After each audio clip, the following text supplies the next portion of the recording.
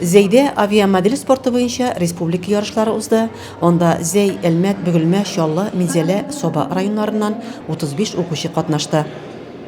Әлеге бәйге ярыш Зәйдә 5-нче мәртәбә оештырыла. Ярышларда планеры һавада максималь озак очкан катнашучы җиңүдән гыйбарәт.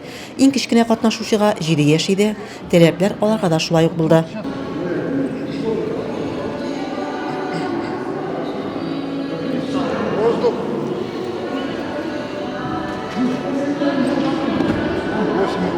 Зәй командасы составында Раил Яхин, Радель Хаджаев, Әдел Камалов, Марсель Петров, Артем Сметанин һәм Аврора Сметанина катнашты.